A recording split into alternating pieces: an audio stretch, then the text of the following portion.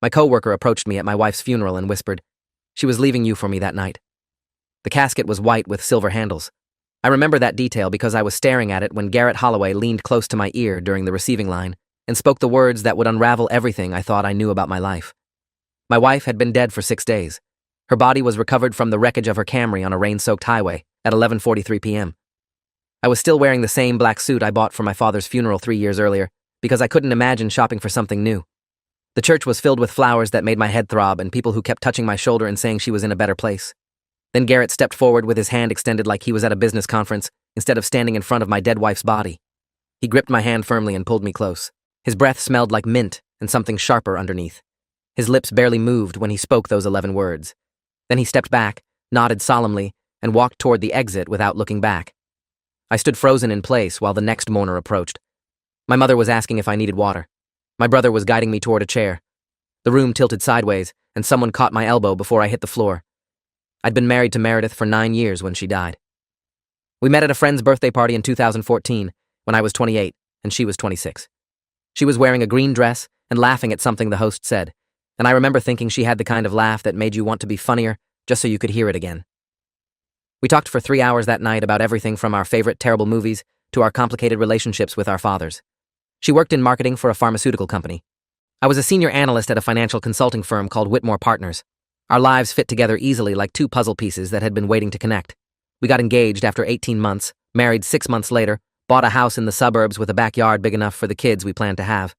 We talked about children constantly during the first few years, but something always came up. Her promotion, my travel schedule. The timing never felt right. Then the conversations became less frequent, and eventually we stopped having them altogether.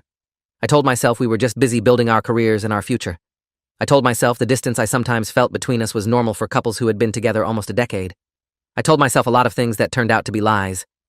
Garrett Holloway had worked at Whitmore Partners for 3 years before Meredith died. He was a portfolio manager on the investment side while I handled analysis and strategy. We weren't friends, but we were friendly enough. He was the kind of guy who remembered everyone's birthday and organized the office fantasy football league. Tall, athletic build, prematurely gray at the temples in a way that made him look distinguished rather than old. He was divorced with 2 kids he talked about constantly, showing pictures on his phone to anyone who would look.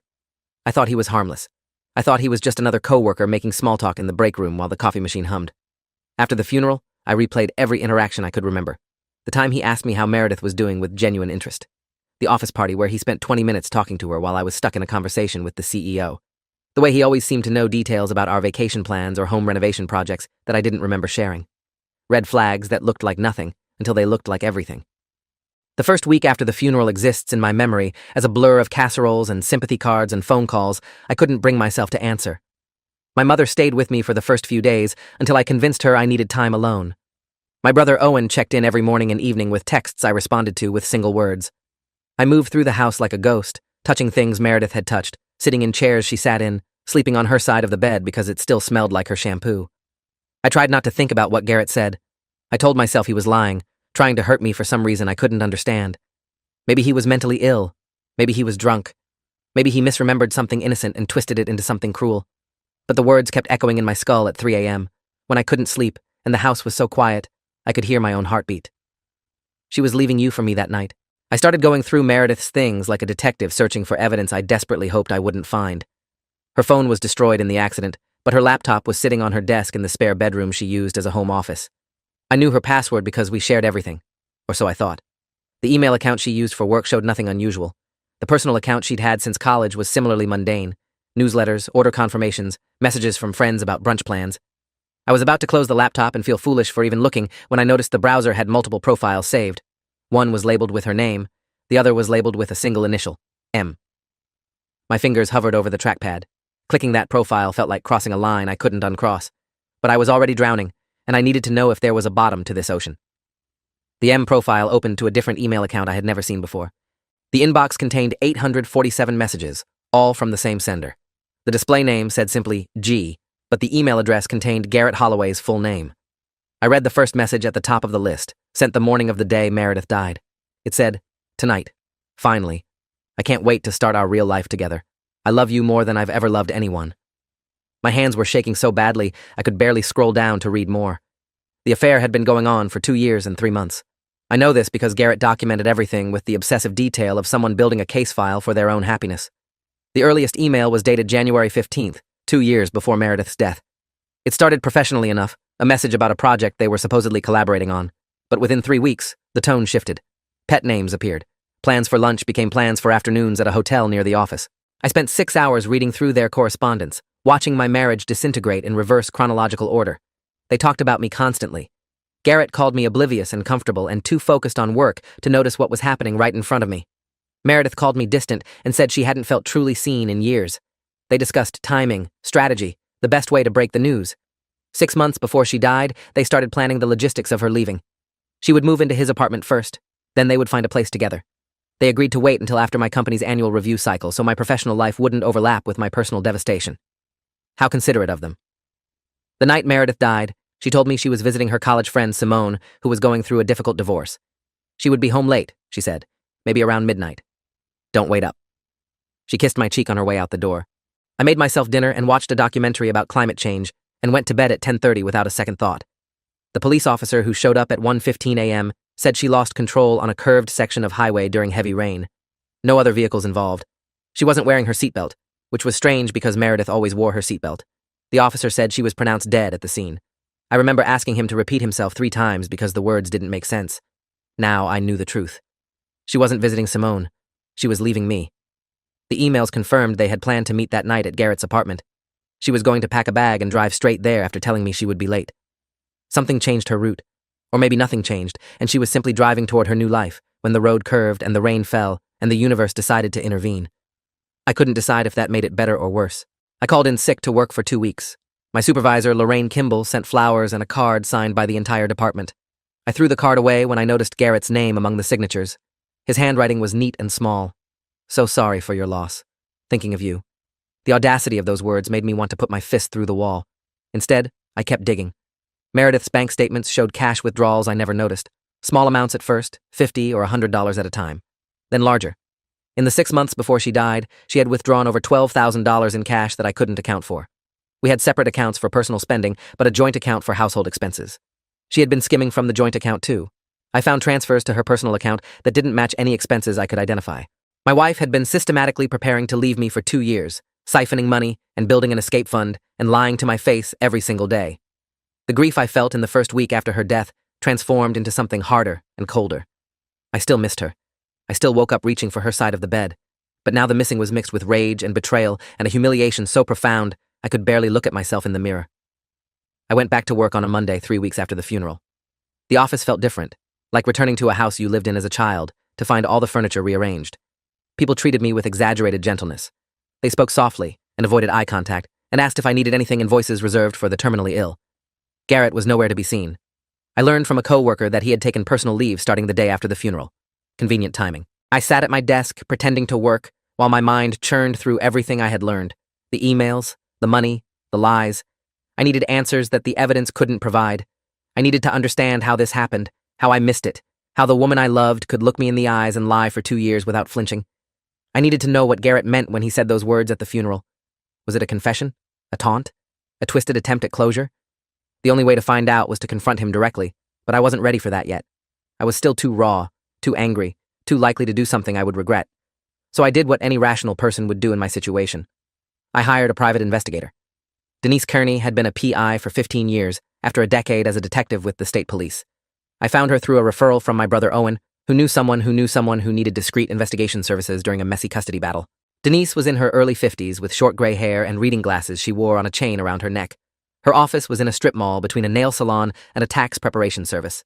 Nothing about her screamed private investigator, which I assumed was the point. I sat across from her desk and laid out everything I knew while she took notes on a yellow legal pad. The affair, the emails, the financial discrepancies, Garrett's whispered confession at the funeral. When I finished, she set down her pen and looked at me with an expression that managed to be both sympathetic and professional. She said she had seen situations like this before, more often than people realized. Spouses living double lives, planning exits that got interrupted by tragedy. She could dig deeper into Garrett's background, find out if there were other women, other patterns, other secrets. She could also look into the accident itself if I wanted, though she cautioned me about going down that road. Sometimes knowing everything makes the pain worse instead of better, she said. I told her I needed to know everything. She nodded and quoted me a retainer fee of $3,000. I wrote the check without hesitating. 2 weeks later, Denise called me into her office with a preliminary report. Garrett Holloway had a history I never suspected. His divorce 3 years earlier wasn't the amicable separation he described in office small talk. His ex-wife Natalie had filed for divorce, citing infidelity. According to court records Denise obtained, Garrett had affairs with at least 2 other women during their marriage. One was a coworker at his previous company, the other was a neighbor in their subdivision. Natalie received full custody of their children and a substantial settlement because Garrett didn't contest anything. He wanted out quickly and quietly with minimal damage to his professional reputation. The pattern was clear. Garrett targeted women in his immediate orbit, cultivated relationships over time, and eventually convinced them to blow up their lives for him. My wife wasn't special to him. She was a type, someone vulnerable enough to be charmed and naive enough to believe his promises. Denise showed me printouts of social media posts from women who had worked with Garrett at his previous job. Vague references to toxic coworkers and learning to trust your instincts. One woman posted about surviving a manipulative relationship without naming names. The digital breadcrumbs painted a picture of a man who left damage wherever he went. The accident report was harder to obtain, but Denise had contacts in the highway patrol who owed her favors. The investigating officer was named Ramon Vega, a 22-year veteran of the department. His report stated that Meredith's vehicle left the roadway at approximately 11:38 p.m. during a period of heavy rainfall. Skid marks indicated she attempted to brake before the vehicle struck a guardrail and rolled twice. She was ejected through the driver's side window because her seatbelt was not fastened. Toxicology came back clean for alcohol and drugs. Speed at the time of the accident was estimated at 73 miles per hour in a 55 zone. The official conclusion was driver error caused by weather conditions and excessive speed. Nothing suspicious. Nothing to investigate further. But Denise pointed out several details that bothered her. The location of the accident was 30 miles from Garrett's apartment, in the opposite direction from Simone's house. If Meredith was heading to meet Garrett that night, she was going the wrong way. There was also the seatbelt issue. Meredith was obsessive about seatbelts.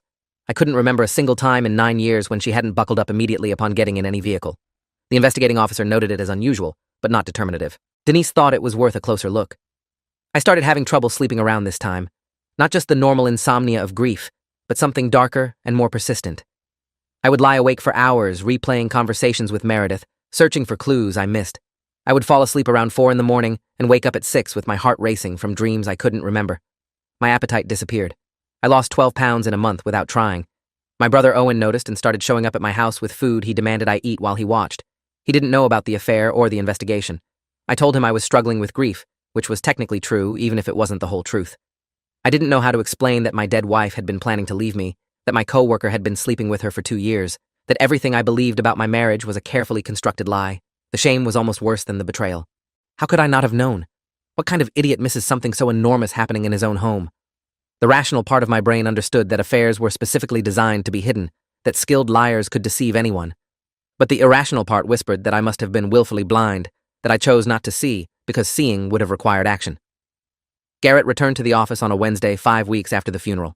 I watched him walk through the lobby from my desk on the 3rd floor, his gait confident and unhurried. He stopped to shake hands with a junior analyst and laughed at something the receptionist said. The performance was flawless.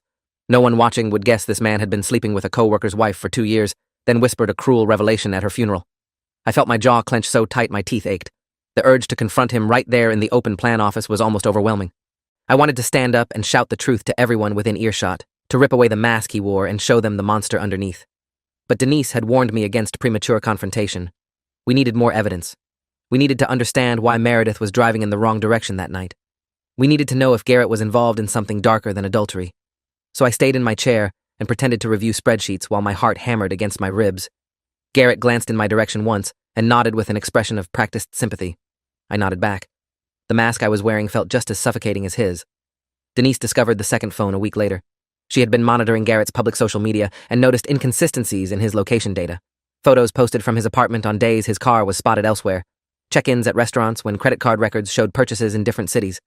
The discrepancies suggested he was using multiple devices to create false alibis or mislead anyone tracking his movements. Her contact at the phone company confirmed that Garrett had 2 active lines under his name. The primary number was the one listed in his work profile. The secondary number was registered to a virtual carrier and paid for with prepaid credit cards purchased at gas stations. Classic burner phone behavior. Whatever Garrett was hiding, he was taking significant precautions to keep it hidden. Denise said this elevated her concern level considerably. People having affairs used secret phones, sure, but the level of operational security Garrett maintained suggested he was protecting something bigger than infidelity. She recommended I contact a lawyer to discuss my options before we went any further. I found Claire Ashworth through a legal referral service that connected people with attorneys specializing in complex domestic situations. She had been practicing family law for 18 years with a focus on high-asset divorces and estate disputes. Her office was in a downtown high-rise with floor-to-ceiling windows overlooking the city. Everything about her projected competence and control, from her tailored blazer to her precisely organized desk. I explained my situation in clinical detail: wife deceased, evidence of long-term affair, financial irregularities, suspicious circumstances surrounding the accident. Claire listened without interrupting, occasionally making notes on a tablet. When I finished, she asked several clarifying questions about the timeline and documentation. Then she leaned back in her chair and gave me her professional assessment. From a legal standpoint, I had several options. I could pursue civil action against Garrett for alienation of affection in states that recognized such claims, though we weren't in one of those states. I could potentially pursue him for intentional infliction of emotional distress based on his funeral confession. If evidence emerged suggesting involvement in Meredith's death, that would be a criminal matter requiring immediate contact with law enforcement. The financial issues were complicated by Meredith's death. Any money she took from joint accounts was technically half hers. Recovery would be difficult, and likely not worth the legal costs. Claire recommended I continue working with Denise to gather evidence while she researched potential claims. She also suggested I document every interaction with Garrett going forward. If he approached me again, or made any statements that could be construed as threatening or harassing, that would strengthen any civil case. I asked her what she thought I should do personally, not legally. She paused for a moment before answering. She said in her experience, people in my situation needed closure more than compensation. The money wouldn't bring Meredith back or undo the betrayal, but understanding what happened, exposing the truth, holding someone accountable, that could provide a foundation for moving forward. She warned me that the process would be painful and potentially humiliating. Details might emerge that I would rather not know. Was I prepared for that? I told her I had already read 2 years of love letters between my wife and the man who destroyed my marriage. I was prepared for anything. She nodded and said she would be in touch once she finished her research. I left her office feeling something I hadn't felt since the funeral. Purpose. The breakthrough came from an unexpected source. Meredith's best friend Paige called me one evening, 3 months after the funeral, asking if we could meet for coffee. We had seen each other at the service but hadn't spoken since. She said there was something she needed to tell me, something she should have told me a long time ago. We met at a cafe near her apartment the following Saturday. She looked nervous, fidgeting with her coffee cup and avoiding eye contact. After several minutes of small talk, she took a deep breath and said she knew about Garrett. She had known for over a year. Meredith told her everything because she needed someone to confide in, and Paige was her oldest friend. Paige said she urged Meredith to end the affair multiple times. She told her she was making a terrible mistake, that Garrett was manipulating her, that she was throwing away a good marriage for fantasy. But Meredith was convinced she had found her soulmate, that their connection was special, that I would be happier in the long run without her. The delusion was staggering. Paige started crying as she spoke, apologizing over and over for not telling me sooner. She said she was trapped between loyalty to her friend and doing the right thing. She chose wrong and would regret it forever. I sat in silence while Paige composed herself. Part of me wanted to scream at her for keeping the secret, for letting me live a lie while she watched. But a larger part understood her impossible position. She wasn't the villain here. She was collateral damage just like me. I asked her what she knew about the night Meredith died. Paige's expression changed, shifting from guilt to something closer to fear. She said Meredith called her around 8:30 that evening, upset about something. She wouldn't give details, but she kept saying she had made a terrible mistake and didn't know what to do. Paige assumed she meant the affair and told her to go home and talk to me, to finally tell the truth. Meredith said she couldn't, that it was too late, that something had happened that changed everything. Then she hung up and didn't answer when Paige tried calling back. That phone call was 3 hours before the accident. 3 hours before Meredith drove in the wrong direction at 73 miles per hour without her seatbelt fastened. Something happened that night that Paige didn't know about. Something terrible enough to make Meredith panic. Something that might explain why she was heading away from Garrett instead of toward him. I thanked Paige for telling me the truth and asked if she would be willing to give a statement to my investigator. She agreed immediately, eager for any chance at redemption. Denise interviewed Paige the following week and added her statement to the growing file. The evidence was pointing toward a narrative I hadn't considered before. What if Meredith wasn't leaving me that night? What if she was running from Garrett? The phone records Denise obtained showed multiple calls between Garrett and Meredith's number in the hours before the accident. The calls grew longer and more frequent as the evening progressed. The final call lasted 11 minutes and ended at 11:27 p.m., 11 minutes before the accident occurred. I imagined Meredith driving through the rain with her phone pressed to her ear, arguing with Garrett about something, distracted enough to speed, upset enough to forget her seatbelt, desperate enough to drive in the opposite direction from where he expected her to be. The pieces were assembling into a picture I wasn't sure I wanted to see. Denise said we needed more evidence before drawing conclusions, but she agreed the circumstances warranted deeper investigation. She was going to contact Officer Vega and ask if he would be willing to discuss the case off the record. Sometimes investigators missed things during initial examinations. Sometimes fresh eyes found what tired ones overlooked. Officer Ramon Vega agreed to meet with Denise at a diner near his precinct. She recorded the conversation with his permission and played it for me later that day. His voice was gravelly and tired, the voice of someone who had seen too much tragedy to be surprised by anything. He remembered the case clearly because the circumstances bothered him at the time. The seatbelt issue was the main thing. He ran the victim's driving history and found no accidents, no citations, no evidence of reckless behavior. Her vehicle was well maintained with no mechanical issues. The weather was bad, but not unprecedented. Something about the scene didn't add up, but he couldn't articulate what. His supervisor pushed him to close the case quickly. Single vehicle accidents were straightforward. No one to sue, no investigation required. Just another tragedy on a rainy night. Vega complied because he had 30 other cases demanding attention, but he kept a personal copy of the file just in case. When Denise told him about the affair and the financial irregularities and the phone records, he went quiet for a long time. Then he said there was one detail he never included in the official report because it seemed irrelevant at the time. When he examined the interior of the vehicle, he found a packed suitcase in the trunk. It contained women's clothing, toiletries, and approximately $8,000 in cash. He logged it as personal property and returned it to me along with everything else from the vehicle. I never noticed because I never opened the suitcase. It was still sitting in my garage where I put it 3 months ago. I drove home from Denise's office at 20 miles over the speed limit. The suitcase was exactly where I left it, covered in dust in the corner of the garage near the lawn equipment. I carried it inside and set it on the kitchen table, my hands trembling as I unzipped it. The cash was bundled in rubber bands, mostly 20s and 50s. The clothes were folded neatly with toiletries in a clear plastic bag on top. At the bottom of the suitcase, underneath a sweater Meredith wore on our anniversary 2 years ago, I found an envelope with my name written in her handwriting. Inside was a letter dated the day she died. My heart stopped. My vision blurred. I sat down before my legs gave out and forced myself to read the words my wife left behind. The letter began with an apology.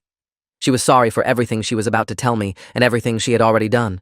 She said she had been having an affair for 2 years with a man from my office. She didn't name him, but she didn't need to. She said she thought she loved him, thought he was offering her a life full of passion and excitement that our marriage had lost somewhere along the way. She was wrong. She realized it too late. The man she thought loved her was manipulating her for money and status, and whatever sick satisfaction he derived from destroying other people's lives. She discovered his true nature 3 weeks before she died, when she found evidence he was seeing another woman at the same time. When she confronted him, he laughed and told her she was naive. He said she was never going to leave me because she was too scared, and he was right about that part at least. But the discovery woke her up. She saw the affair for what it was, a pathetic escape from a marriage she hadn't tried hard enough to fix. She decided to end it and come clean to me. She was going to tell me everything that night and beg for forgiveness. The suitcase was packed for a different reason than I assumed. She was leaving all right, but she was leaving Garrett, not me. The letter continued with details that made my chest ache. She described how Garrett reacted when she told him it was over. He refused to accept her decision. He called her constantly, showed up at places she frequented, sent threatening emails to her secret account. He said if she went back to me, he would destroy both our lives. He had copies of every message they ever exchanged. He had photographs. He had financial records showing the money she skimmed. He would send everything to my boss, my family, my friends. He would ruin her career and mine. She would lose everything and have nothing to show for it. Meredith wrote that she didn't care about her own reputation, but she couldn't stand the thought of hurting me that way. So she made a plan. She would take the evidence of his harassment to HR and file a complaint. She would consult a lawyer about a restraining order. She would document everything and build a case against him before coming to me with the truth.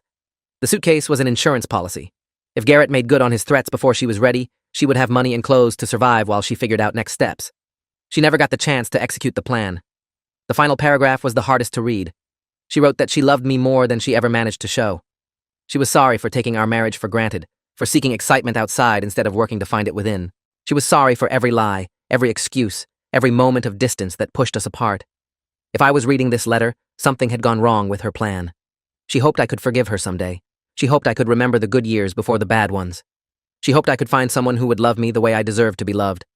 She signed it with her name and a small heart, the same way she signed birthday cards and anniversary notes for 9 years. I sat at the kitchen table with the letter in my hands and cried harder than I had since the night she died. Everything I thought I knew was wrong again. My wife wasn't leaving me. She was trying to come back. I brought the letter and the suitcase to Denise the next morning. She read it 3 times, her expression growing darker with each pass. "This changes everything," she said. If Meredith was being harassed and threatened by Garrett in the weeks before her death, and if she died under suspicious circumstances while trying to escape him, we might be looking at something more than infidelity. She contacted Officer Vega immediately and shared the new evidence. He agreed to reopen an informal investigation, though he cautioned that proving anything beyond reasonable doubt would be extremely difficult. The case was 3 months old. Physical evidence was degraded or gone. Witnesses might not remember details clearly, but he would do what he could. Claire Ashworth called me that afternoon with equally urgent news. She had been researching Garrett's background and found something disturbing. He had been named in a civil suit 5 years earlier by a woman claiming emotional distress and harassment. The case was settled out of court with a non-disclosure agreement.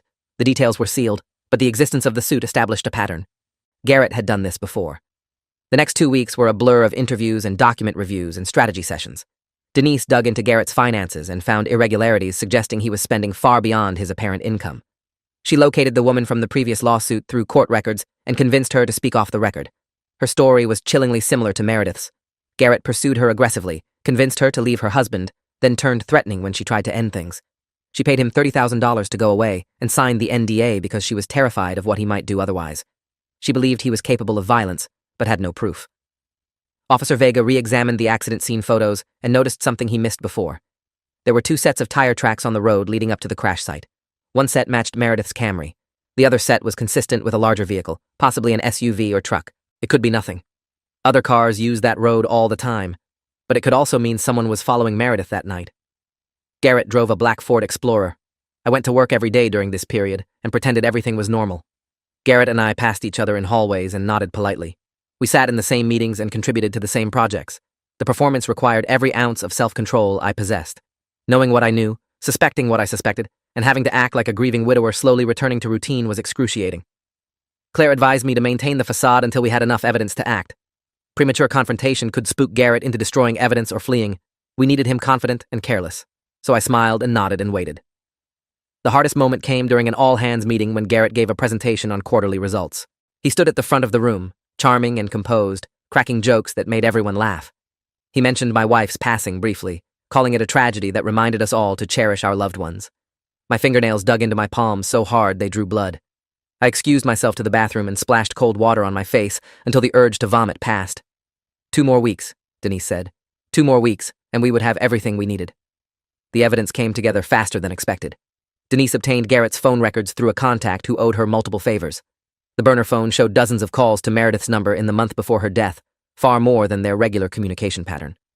On the night she died, the burner phone pinged cell towers along the same route Meredith drove, tracking her path until 2 minutes before the accident. Then the phone went dark.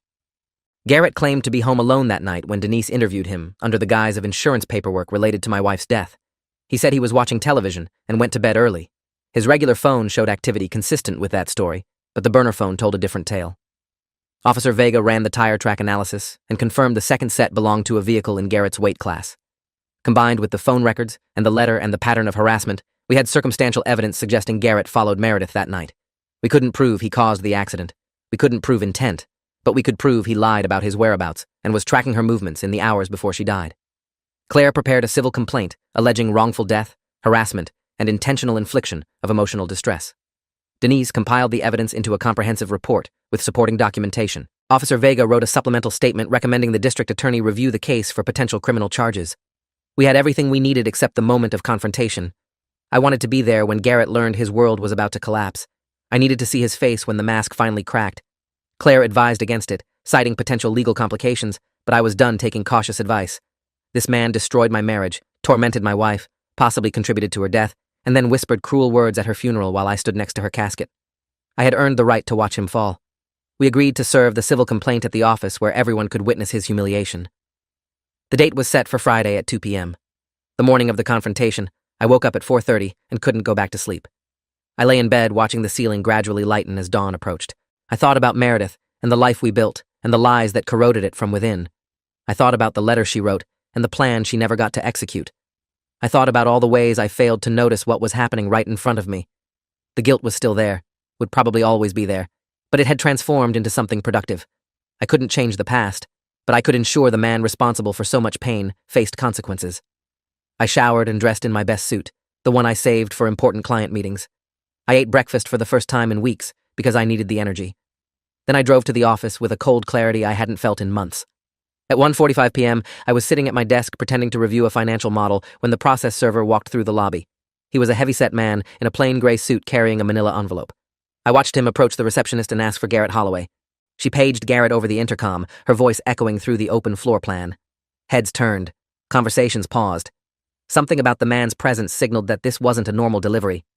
Garrett emerged from his office on the opposite side of the floor, his expression curious, but unworried. He smiled at the process server and asked how he could help. The server handed him the envelope and said he was being served with a civil complaint filed in county court. Then he turned and walked out without another word. Garrett stood in the middle of the office holding the envelope like it might explode. His eyes scanned the document visible through the opening. I watched his face drain of color as he read the allegations.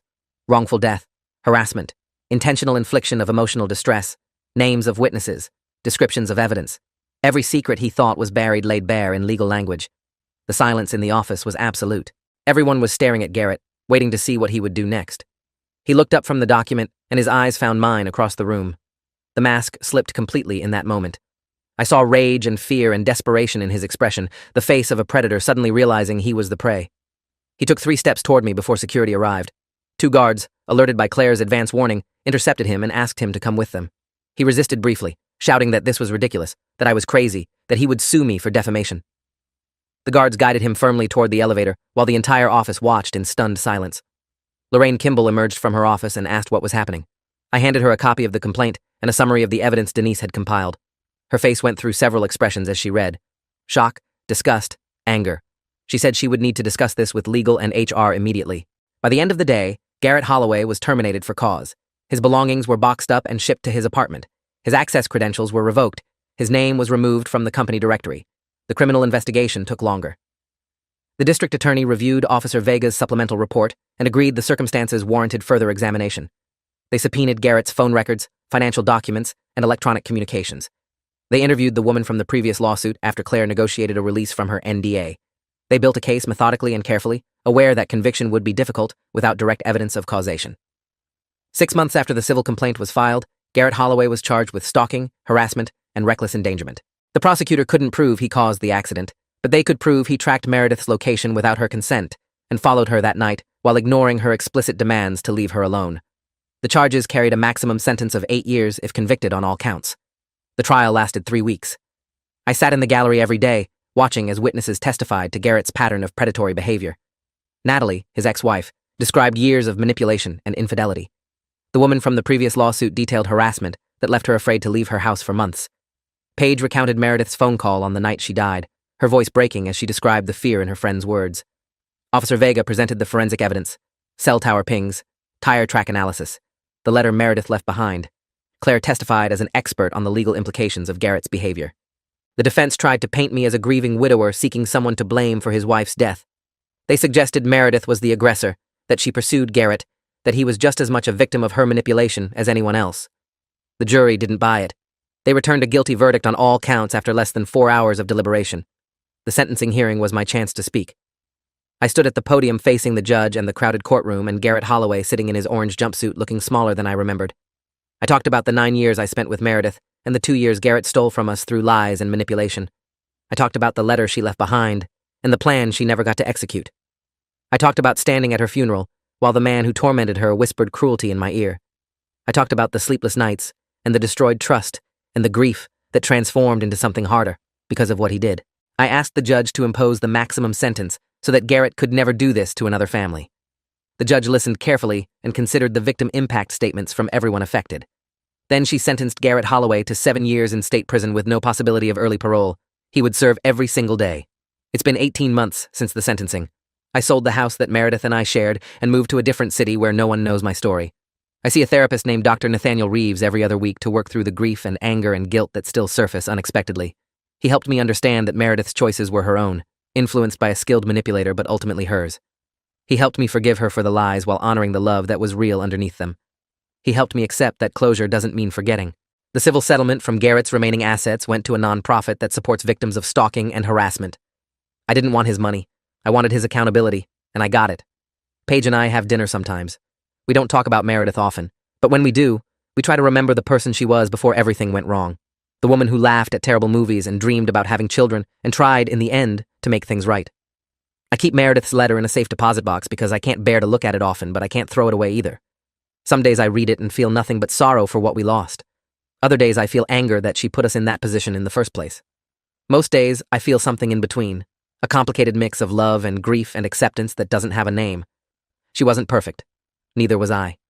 Our marriage had problems that neither of us was brave enough to address. But she didn't deserve what Garrett did to her. She didn't deserve to die on a rainy highway trying to escape a monster.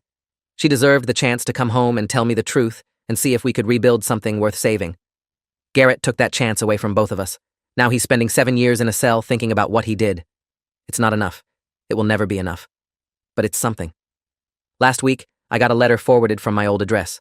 The return label showed a prison in the southern part of the state. I knew who it was from before I opened it.